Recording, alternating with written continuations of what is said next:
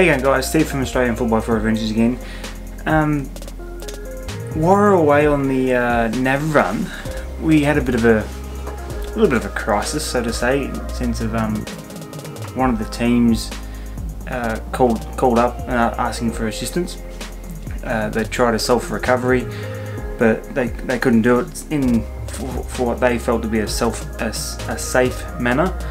So they basically called up the organiser and said, "Hey, I'm in a bit of strife here. Can you send some people out to give us a hand?" So essentially, what happened was we were all waiting around at camp for the teams to arrive back at camp after the event. Got to around about midnight, and most teams are meant to be back by this stage. So we were sort of expecting them. So we were all waiting up. Well, a few of us were waiting up. Got the phone call saying that Steve had, another Steve, not me, was in a bit of strife out on one of the tracks. So we got a couple of the more experienced full drivers that were there to get together and to start heading out. My car was all set up for camping and the awning was out and everything else. It was going to be too much effort to try and put that away. There was another guy who had a little bit too much to drink for the night, so I actually just jumped in his car with Steph. Which is actually a Bitters four-wheel drive, one of his work cars, just a GQ Ute. So I jumped in that, started basically tear-assing along the tracks to get out to where they were. There was I think three or four other cars, can't quite remember off the top of my head now. So we started heading out. This is some of obviously the footage there that you're seeing now of us heading out to the tracks. When we arrived to where Steve was stuck, we knew it was going to be a hairy situation because a lot of these guys are really experienced four drivers, well set up cars. A lot of them are running high mount winches and 35s, twin locked. They've done a lot of hairy stuff in their time.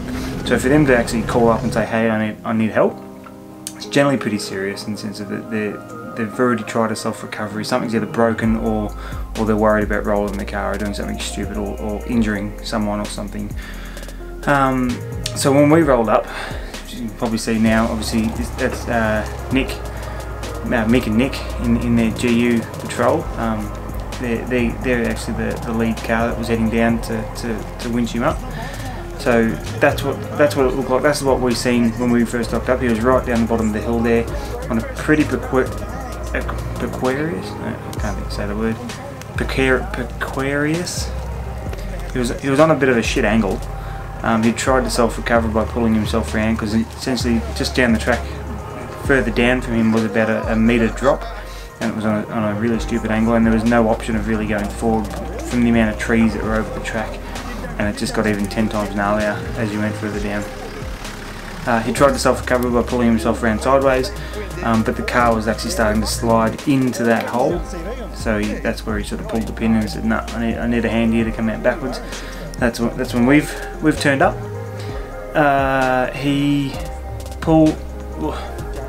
We basically got him to stop where he was.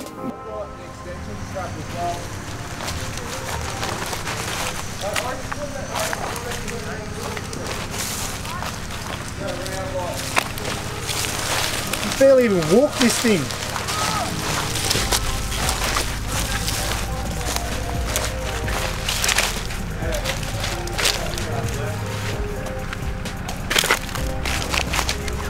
This is ridiculous. It's great.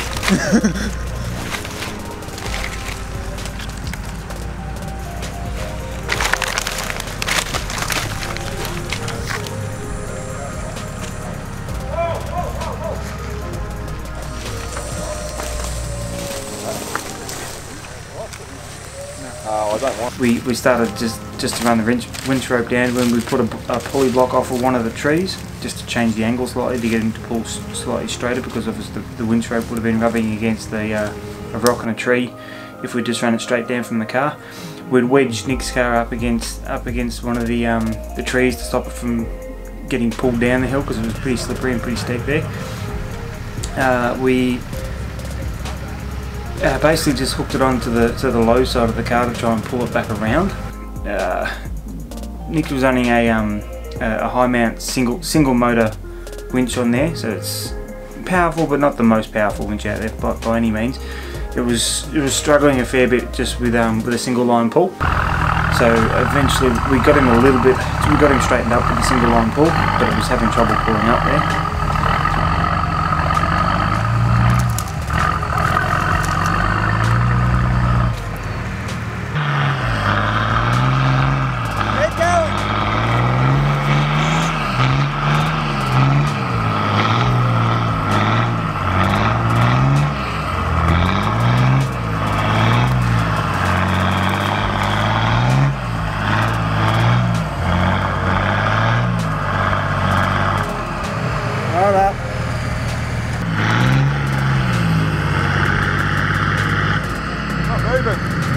Now. We started pulling him back. From there, we ended up having to set up a pulley block again, so set the one to double line pulling to actually get a bit of power out of it. The drama we were having was, at this point, the front of both the back wheel and the front wheel had actually got caught on a tree root. So essentially the front wheel there, you can see now that Darcy's starting to fill in some hole. It was the size of a 35-inch tyre pretty much, the whole height of it.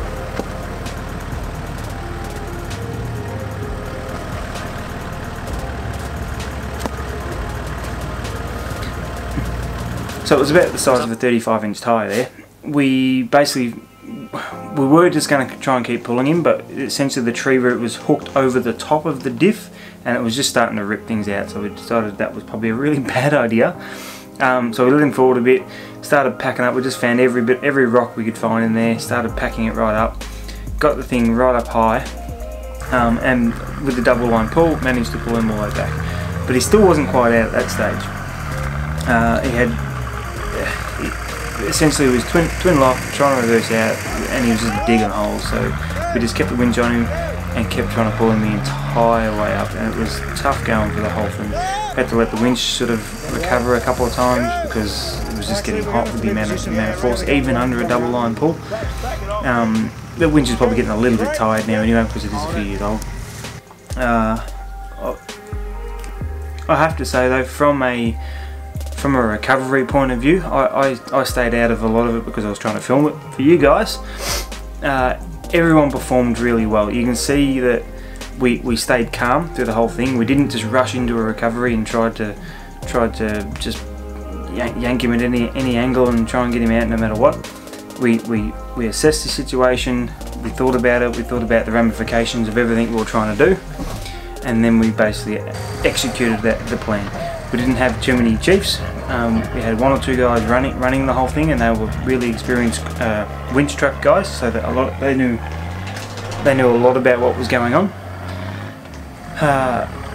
So we left those guys in charge, and they basically told everyone else what needed to be done, and we done it.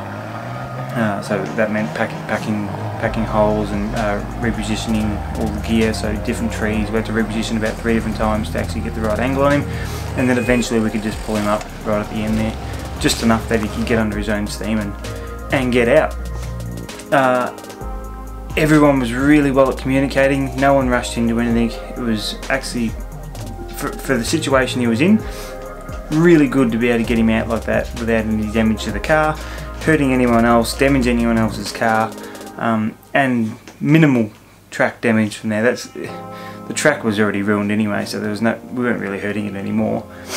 But yeah, essentially that's what a Navrun community is there for. So when you go on these events and things go wrong occasionally, the event organisers try their best to try and make sure that no one gets hurt, no one damages the car, no one does anything silly. But occasionally things go wrong. Obviously that track was just a little bit gnarly. Technically weren't really meant to be down in that section. It was just an error in judgment, and something went wrong. But on the same note, he's called up. Four car loads have basically gone out to give him a hand, no questions asked, and we got the job done. We didn't get back to camp until 3 o'clock in the morning for that. There was no hope of us, no chance of us leaving him out there by himself. It just wasn't an option to say, hey, we'll come get you in the morning. We were staying out until we got him out and recovered properly, and his car was safe, he was safe, the wife was safe. So it was a good result overall. There was another recovery that night as well after this one, so it was a very late night for a few of us. I didn't record that one because the driver was getting pretty upset that he put himself in that situation and that he needed assistance. So I made the conscious decision not to record that one, and I told him that, and I was just trying to respect him and his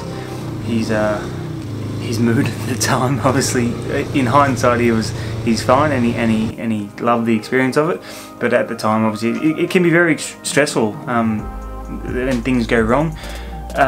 Essentially, he'd fried his clutch, so he had absolutely no drive whatsoever on a fairly narrow track, about 100 metres across from where the first recovery was, and he had about 6 volts left in his battery because he was winching that much, so no power for his battery, no drive to the motor.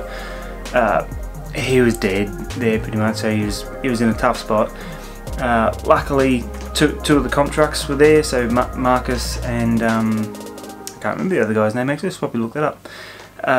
They basically spent a lot of time winching him down the track again, like one lowering, one pulling, just to try and get the car down safely without damaging it, and they did. They got him all the way out, back down to the main road, and they towed him all the way back into camp. And true Navrun community style, a lot of us stayed up waiting for him to turn up because we didn't want to leave a fellow competitor, a fellow brother, out there in the bush by himself for the night. That's just not on. Essentially, as a Navrun community, we look after our own, and we do everything we can to make sure that everyone is absolutely fine before any of us go to bed. It's just the way it goes. So yeah, that was our night for the end of the Navrun, so to say. It was an absolute stellar night for us, or for me as well. I was just there on a filming basis. I wasn't competing in that event. I was trying to do some advertising for the Navrun guys. I wanted to go out and help though, because I was in a position to help, so I jumped in one of the cars, drove out there. Obviously I only filmed because I was just trying to get that aspect of it, but it was support. I offered some advice while I was there, helping out. I ended up stacking some of those rocks and everything else. Didn't do a heap, but same thing, lots of hands make light work for everyone else. So yeah, so if you're thinking about doing a Navrun, don't be scared about it. If something goes wrong, you're going to be left on your own. The Navrun community is a very tight-knit community, and if you want to join us, you can be one of those tight-knit community members as well. So I hope you enjoyed the footage of the winch recovery we've just done, and maybe it'll be you next time. Alright guys, thank you very much for watching as well. Give the video a thumbs up if you like it, because it really does help the promotion of the video itself and helps my channel out. If you haven't already, please subscribe. I'm trying to get to that 1,000 subscriber milestone. As we speak right now, we are at 683 subscribers, so another 300 and something to go. So smash that subscribe button, guys. It really does help out. Anyway, I'll catch you in the next one. Thanks, guys. Thanks. I know it's 60, you don't usually do speeches, but I'd like to just say quickly, like, I've done, I don't know how many events. 23. There you go, 23. 23 events, and last night, the people that come and, you know, pulled us out, we were stuck out there till 3 o'clock, and people could have been back at camp in bed, drinking cans around a fire, and for them to come out and get us and, you know, go above and beyond, that makes this shit just worthwhile. Wouldn't have it any other way. So thank you very much.